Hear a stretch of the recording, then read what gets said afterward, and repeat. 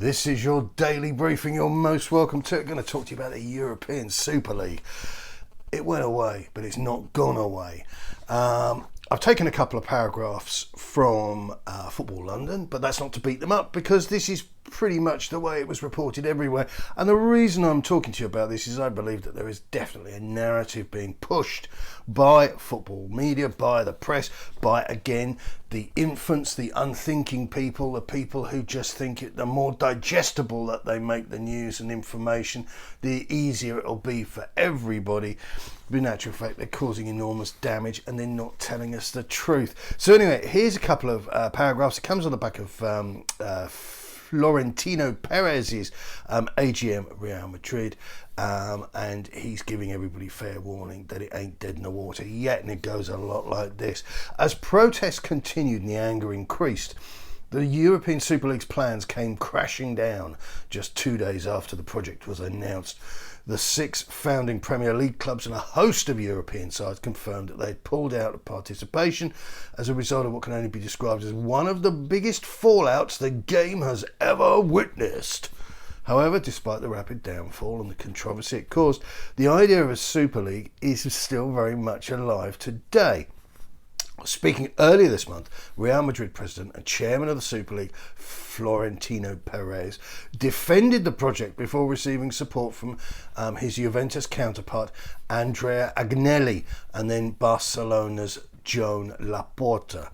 And the quote here, and again, this is something that once we get beyond this biggest fallout games ever witnessed, and all the talk of anger and, you know, people being unhappy because people's feelings, we've done with that surely now at this stage on this channel.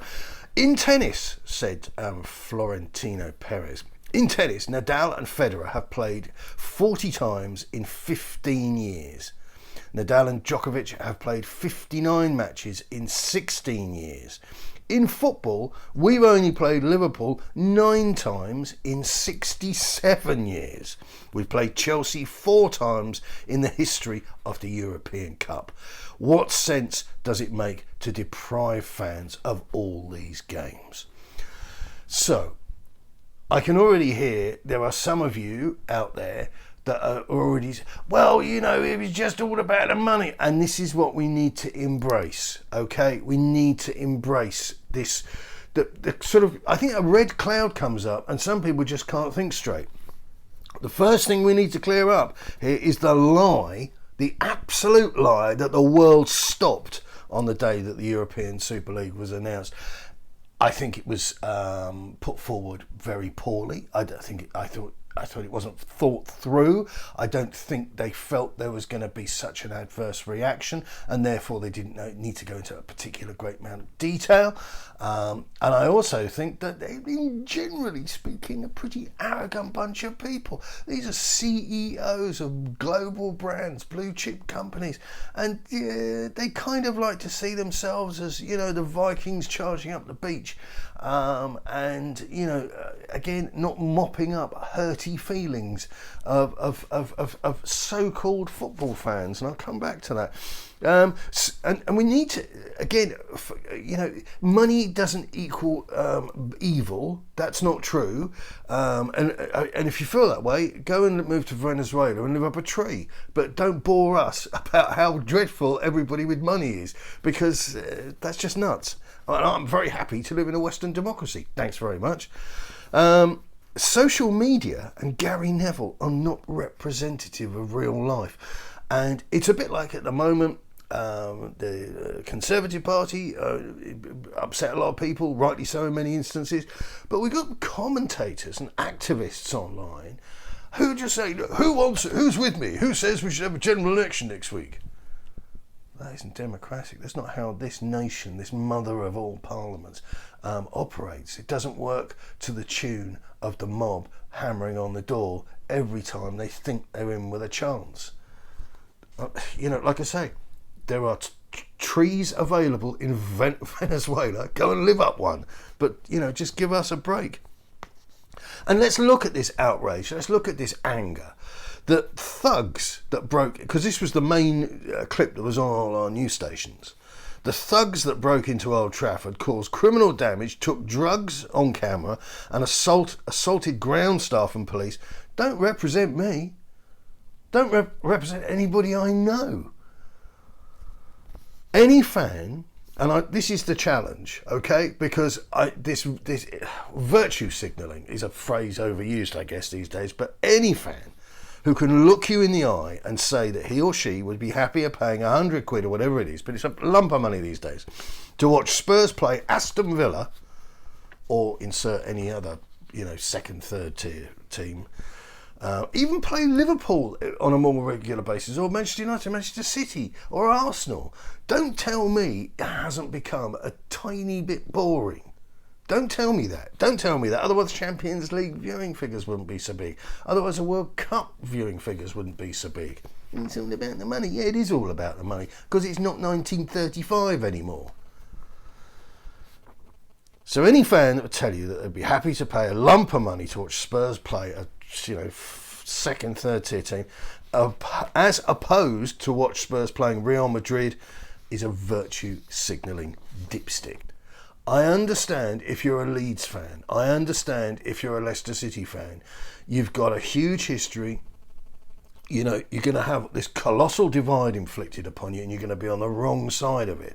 But by the same token, if there is a system where there can be promotion up into it, which I think is actually vital, just to keep the thing, because you can't attack this situation of saying, oh, these domestic leagues in Europe, they're really boring, so we're going to set up a Super League, it's going to be really exciting. You need to future-proof it, and the only way you can do that is to make sure that every season a couple of people or whatever come out and they get kicked out. Because the reality is, as a Tottenham fan, I think it's pretty thin, the evidence that would support Spurs being in the European Super League, because we don't win anything. And not winning anything as a football club, look, these are old-fashioned metrics. I didn't create them. I haven't wandered along and said, right, okay, these are the metrics, right? You've got to win championships, you've got to win pots, you've got to win pans. I didn't start it, but I'm just enforcing the rules with a vigorous attention to detail. We're through the looking glass with the money. And again, you've got to stop with the loser thing. Spurs don't knit their players or grow them in a window box. That doesn't happen. We can compete with anybody in the Premier League. How can you say that? We have Manchester City, Chelsea, dirty Arab money. We can compete. We could have competed. But we chose a different path. Well, we didn't. The owners chose a different path. And this, again, takes us back to the business of them being an investment company. They are the backers. This is the good times. This is the end of the rainbow. There are certain themes that I'm going to keep repeating along the way, because still people are challenging me, which great, that's healthy. Don't get me wrong, that's very healthy. But you do sound a little bit daft when you keep repeating things which have been completely debunked. So the idea that Spurs are a good investment if they get sold for £3 billion, but they don't win anything, you're not going to make them. It doesn't stack up. That's why Chelsea went fast in the government fire sale, because it was a discounted price. It wasn't the book price for Chelsea. Do you understand that? You don't understand it. I don't know. Your face is blank. You just look mildly peeved, is how I would describe you. Football is never going to be the same as it was when your dad was a kid.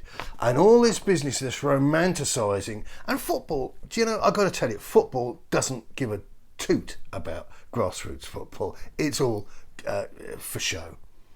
You get McDonald's involved, you get all of these brands involved, and it's all smoke and mirrors. They don't give a damn. They really don't give a damn. I mean, you saw when the COVID thing was on and they were looking, people were talking about giving Premier League players a pay cut, and then they decided that there was some, do you remember that nefarious thing, and there was never any detail about it, that there was going to be sort of, they'd make a contribution to the NHS.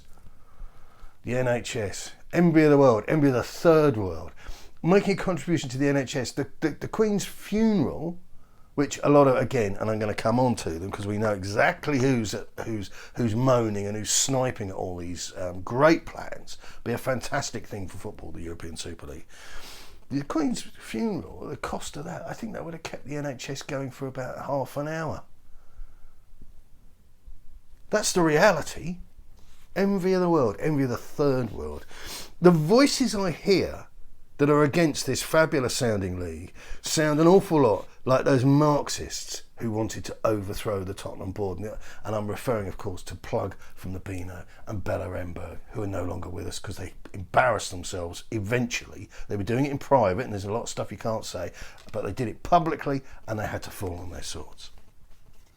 So I would say, in summary, in conclusion, I would say give the European Super League a chance to explain itself. They did a terrible job first time round, but please don't be led, don't be guided, don't watch Gary Neville on TV with his big lefty eyeballs going, oh, it's terrible, we can't let this happen, oh, the game, the football family, the football pyramid. Empty, absolutely empty. I get involved, I get contacted by marketeers and stuff all the time. I turn most of it down because it's dreadful and don't want to be associated with it. And trust me, they don't care. They don't care. It's all about using a charity, using people in need to use it as a vehicle to push product. McDonald's are trying to cleanse themselves of the fact of the quality of food they serve up, the damage they do to the planet with the use of water and beef and all the rest of it. These are facts, okay? These aren't screwball theories. These are facts. And that's why these brands get involved. They use these people on a low ebb, should we say, to just better and enhance their product sales. It's as simple as that. But football has moved on, and if you're a West Brom fan, then all of a sudden, you know, even if you're in the Championship, you're going to be propelled to a slightly different setup. And in the Premier League that remains, again, you're going to be propelled because lots of people, right? Lots of people aren't going to be able to afford to pay to watch these new games. That's the reality. So the whole thing, this is a real shake of the box here, and everything's going to change. But I implore you, and I'm not getting paid for this, by the way, but I implore you to give these people a chance to actually sell themselves and sell the idea to you. And if it's still bad, we can tell them. But breaking into places, smashing stuff up, beating people up, not in my name. That's it for now. Good luck. Keep it on.